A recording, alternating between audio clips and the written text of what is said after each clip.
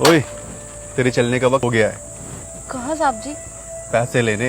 अच्छा, मतलब आज मालिक हमें सारी मजदूरी दे देंगे ना? हाँ हाँ, मिल जाएगी। आज तो मालिक खुद आए हैं चल के। और कुछ चाहिए क्या? अरे नहीं नहीं साहब, आप हमें हमारा पैसा दिलवा रहे हो, हमारे लिए वही बहुत बड़ी बात है। शुक्रिया साहब। चलिए चल। एक बात बताऊं, मैंने मालिक से तुम्हारी बहुत तारीफ की है और उनको तुम्हारा काम भी पसंद आया। अगर ऐसा करती रहेगी काम ना तू, तो तेरी तनख्वाह भी डबल हो जाएगी।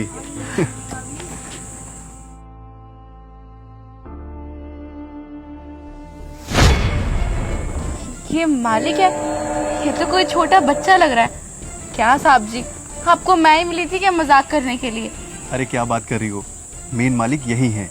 और ये जो घर बनवा रहे ना, ऐसे 2-3 घर और भी हैं इनके। क्या? लेकिन साहब जी, इसी छोटी सी उम्र में इन्होंने ऐसा क्या कर दिया जो इनके 2-3 इतने बड़े बड़े घर हैं?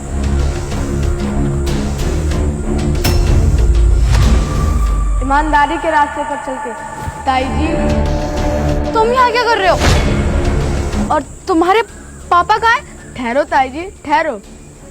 मेरे पापा तो आपसे मिलेंगे ही, क्योंकि जो आपने मेरे पापा के ऊपर चोरी का इल्जाम लगवाया हुआ था, वो हिसाब बराबर करने जरूर आएंगे। अच्छा, मतलब ये बिल्डिंग तुम्हारी और तुम्हारे पापा की है? मतलब तुम दोनों बड़े आदमी बन गए हो। अरे भाभी जी, टेंशन मत लो, हम आपके ऊपर कोई चोरी का इल्जाम नहीं लगाने वाले। मतलब देवर जी, आप कहना क्या चाहते हैं? मतलब याद करिए वो दिन।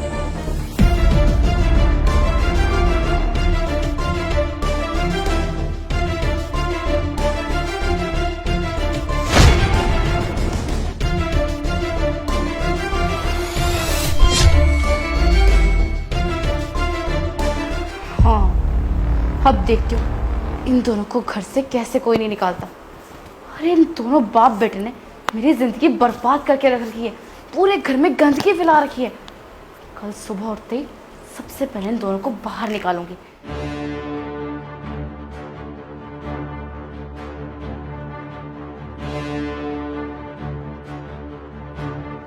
ताई जी, मेरे पापा निर्दोष हैं। मेरे पापा ने ये पैसे नहीं चुराए हैं। देखिए भाभी जी, मैं भला चोरी क्यों करूँगा, वो भी अपने बड़े भाई के घर में, जिन्होंने मुझे रहने का ठिकाना दिया हो, खाने को खाना दिया हो। भला मैं वहाँ चोरी क्यों करूँगा भाभी जी? आपको शायद कोई गलतफहमी हुई है। ये पैसे हमने नहीं चुराए हैं। अरे बस करो तुम दोनों, और कितना झूठ बोलोगे? तुम दोनों बाप बेटे पर ना मुझे पहले से ही शक था, और अब दोनों के दोनों पकड़े गए हो तो बहाना बना रहे हो, भोले बनने की एक्टिंग कर रहे हो। भाभी जी, हमने कोई चोरी नहीं की है, लेकिन फिर भी अगर आपको ऐसा लगता है कि ये पैसे हमने चुराए हैं, तो आप हमें सज़ा दे सकती हैं। आप जो सज़ा देंगी हमें मंजूर है। सजा वजा तो छोड़ो, मैं तो बस ये चाहती हूँ कि जो तुमने ये चोरी की है ना, ये बात तुम्हारे भाई को ना पता लगे, क्योंकि अगर तुम्हारे भाई को पता लग गया ना, तो उनके दिल में बहुत ठेस पहुंचेगी। अरे जिंदगी भर के लिए तुम दोनों उनकी नजरों में गिर जाओगे। बाकी जैसी तुम्हारी मर्जी। ठीक है भाभी जी, आप ऐसा चाहती हैं तो हम ऐसा ही करेंगे। हम इस बारे में भैया को कुछ भी नहीं बताएंगे। अब आप बता दीजिए, हमें घर का कोई काम हो, कपड़ों पे प्रेस करनी हो या बर्तन धोने हो, तो आप बता सकती हो, हम अभी कर देंगे। काम? कौन सा काम? आज के बाद तुम दोनों बाप बेटे इस घर में नहीं रह सकते, क्योंकि मैं चोरों को अपने घर नहीं रह सकती। ठीक है भाभी जी, हम समझ गए आपकी सारी बातें। आपने हमें माफ़ नहीं किया है। आप यही चाहती है ना कि हम अपने बेटे को लेकर यहाँ से चले जाएं? ठीक है भाभी जी, हम चले जाते हैं। माफ़ करना हमें। चलो बेटा। पापा रुको, वो मेरी किताबें ले लो। किताबें? कौन सी किताबें?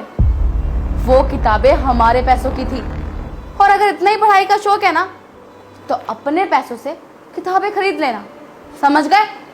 अब दोनों के दोनों निकलो यहाँ से।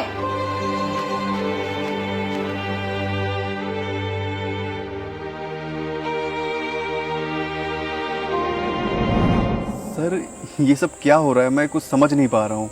सम्राट, मैं बताता हूँ तुझे। कुछ टाइम पहले मेरे दिन ना बहुत ख़राब चल रहे थे। उस वक्त मेरे बड़े भाई ने अपने घर में मुझे ठिकाना दिया और खाने के लिए खाना भी दिया, लेकिन मेरी प्यारी भाभी जी ने मुझ पे झूठा चोरी का इल्ज़ाम लगा के अपने घर से निकाल दिया। मुझे इतना जलील किया कि मैं अपने बेटे की नज़रों में भी गिर गया। और तो और मेरा सगा भाई भी मुझे चोर समझने लगा, जिस वजह से उसने मेरे हाल के बारे में कभी जानने की कोशिश ही नहीं की। उसने सोचा ही नहीं कि उस घर से जाने के बाद मेरा क्या हाल हुआ होगा। मैं रोडों पे भटका, अपने बेटे के लिए खाना तक नहीं ला सकता था, और वो सब इन भाभी जी की वजह से हुआ, जिन्होंने झूठा चोरी का इल्ज़ाम लगाकर मुझे घर से निकाल दिया था। और सबसे ज़्यादा तकलीफ तो मुझे तब हुई जब मेरा बेटा किताबों के लिए तरस गया।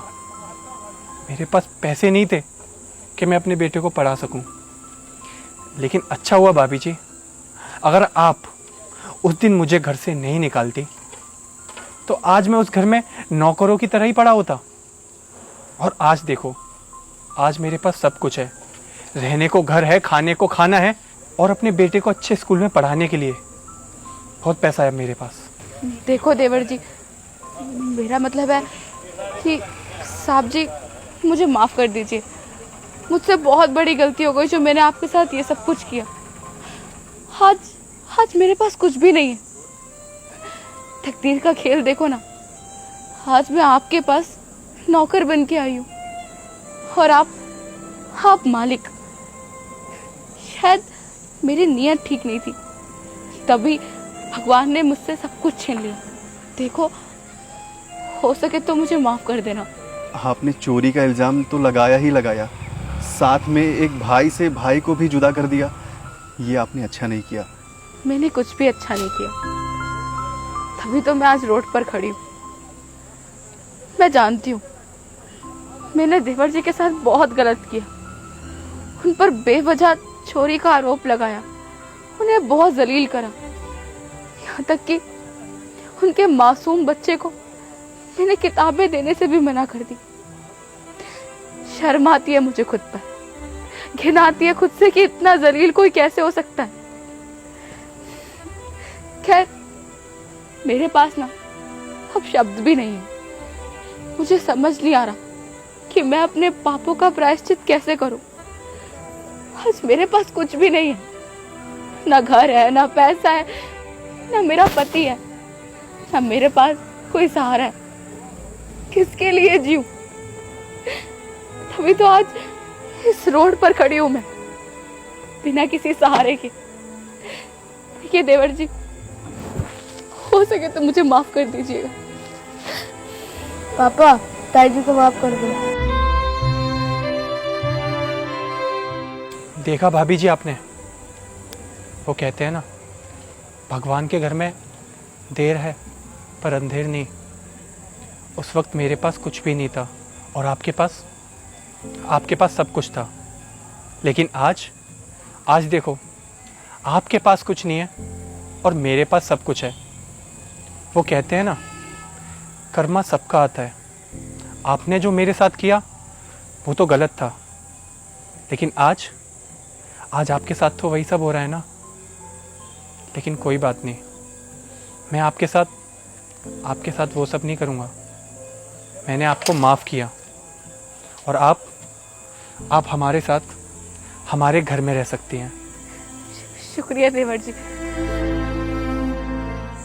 चलो भाभी जी।